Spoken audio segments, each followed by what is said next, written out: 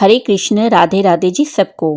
माघ कृष्ण पक्ष में पड़ने वाली षटतिला एकादशी, जिसकी कथा इस प्रकार है। तो आइए अब श्रवण करते हैं षटतिला एकादशी की व्रत कथा। एक बार दालभ्य ऋषि बोले कि मनुष्य लोक में आकर लोग ब्रह्मा हत्यादि अनेक प्रकार के पाप करते हैं, पराये धन को चुराते हैं, दूसरों को कष्ट देते हैं। ऐसा करने पर भी वे नरक में जाएं।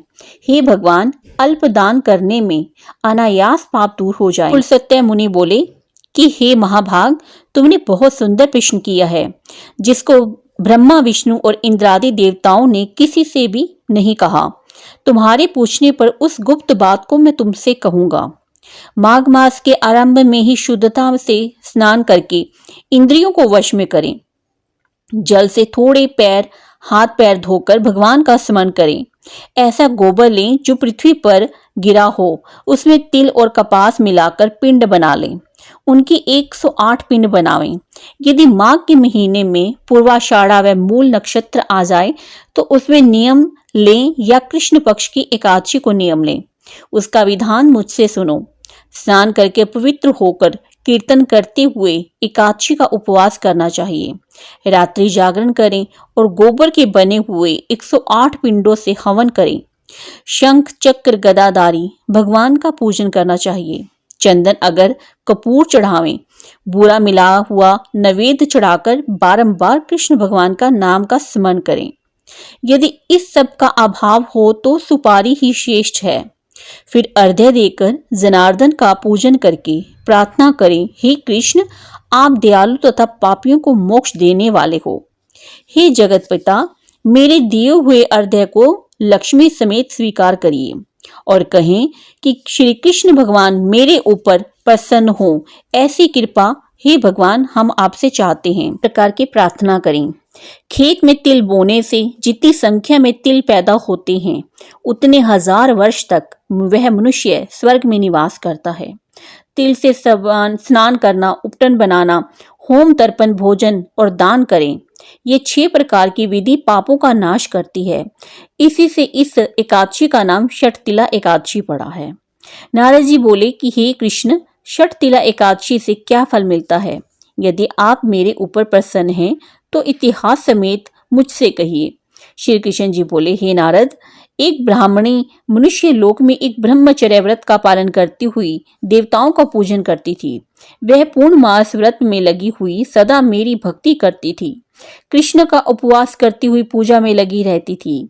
हे द्विजोतम, नित्य व्रत करने से उसका शरीर दुर्बल हो गया था। तो वह बहुत दिनों के बाद मैंने मन में विचार किया कि इसने अन्न का दान नहीं किया है, जिससे कि सबकी तृप्ति होती है। उसकी जांच करने को मैं मनुष्य लोक में गया। भिक्षु का रूप धारण करके भिक्षा पात्र लेकर ब्राह्मणी से भिक्षा मांगने लगा। तब ब्राह्मणी बोली, हे ब्राह्मण, तुम कहाँ से आए हो? मुझसे सत्य कहो। फिर मैंने कहा, हे सुंदरी, भिक्षा दो। तब उसने क्रोध में भरकर मिट्टी का डेला मेरे भिक्षा पात्र में डाल दिया। हे द्विज, फिर मैं स्वर्ग को चला आया। महाव्रत करने वाले तपस्विनी भी व्रत के प्रभाव से देह समेत स्वर्ग में पहुंच गई। मिट्टी के पिंड दान करने से उसको एक सुंदर घर मिल गया, परंतु उस घर में अन्न और धन नहीं था। हे विप्रेश, जो उसने प्रवेश किया तो वहां कुछ भी नहीं देखा।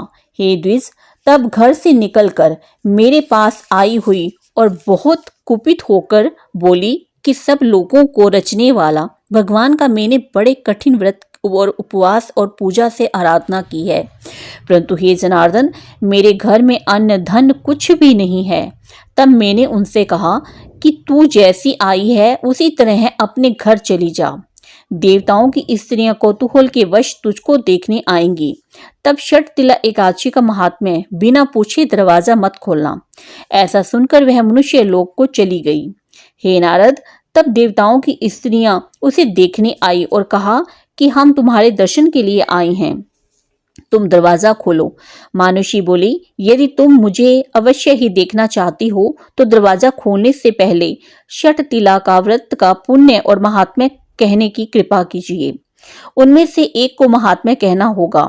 उनमें से एक ने महात्म्य सुना दिया और कहा कि हे मानुषी, दरवाजा अब तो खोलो, तुझको देखना है। तब दरवाजा खोल दिया।